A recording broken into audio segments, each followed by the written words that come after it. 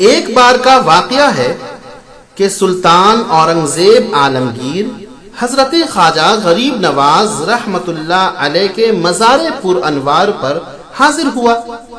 احاطے میں اس بادشاہ نے ایک اندھے فقیر کو بیٹھا ہوا دیکھا۔ کیا دیکھا کہ وہ اندھا فقیر یہ صدا لگا رہا ہے، یہ بار بار فریاد کر رہا ہے کہ اے خواجہ غریب نواز مجھے آنکھیں دے دے، اے خواجہ غریب نواز میری آنکھوں میں روشنی ڈال دے۔ اس بادشاہ نے اس فقیر سے دریافت کیا کہ بابا کتنا عرصہ ہوا کہ آنکھیں مانگتے ہو، کتنے دنوں سے تم آنکھوں کا سوال کرتے ہو؟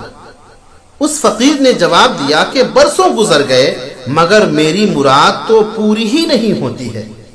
اس بادشاہ نے کہا کہ میں مزار پاک پر حاضری دے کر تھوڑی دیر میں واپس آتا ہوں، اگر آنکھیں روشن ہو گئیں، اگر آنکھوں کی بینائی واپس آ گئی تب تو بہت اچھا ہے، ورنہ میں تمہیں قتل کرا دوں گا۔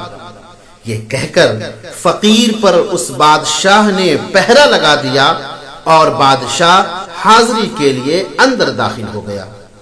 ادھر فقیر پر گریہ طاری تھا۔ پہلے تو وہ فقیر صرف فریاد ہی کر رہا تھا، لیکن اب زار و قطار رونے لگا کیونکہ اس کی جان پر بن آئی تھی۔ اب وہ فقیر کہنے لگا کہ اے خواجہ غریب نواز، پہلے تو صرف آنکھوں کا مسئلہ تھا لیکن اب تو جان پر بن گئی ہے۔ اگر آپ نے کرم نہ فرمایا، اگر آپ نے آنکھیں مجھے نہیں دیں، اگر آپ نے میری آنکھوں میں بینائی نہیں ڈالی تب تو میں مر جاؤں گا۔ جب بادشاہ حاضری دے کر لوٹا تو اس فقیر کی آنکھیں واقعی میں روشن ہو چکی تھیں۔ بادشاہ نے مسکرا کر کہا کہ تم اب تک بے دلی اور بے توجہی سے مانگ رہے تھے اور اب جان کے خوف سے تم نے دل کی تڑپ کے ساتھ سوال کیا تو تمہاری مراد پوری ہو گئی اور ایک اندھے کو آنکھیں مل گئی۔ حال میں خواجہ تیرا دامن نہ چھوڑیں گے، کسی بھی حال میں خواجہ تیرا دامن نہ چھوڑیں گے۔ دامن پکڑ کے چلے تو ملی منزل مدینے کی، آپ کے دامن میں ہے خوشبو محمد کے پسینے کی۔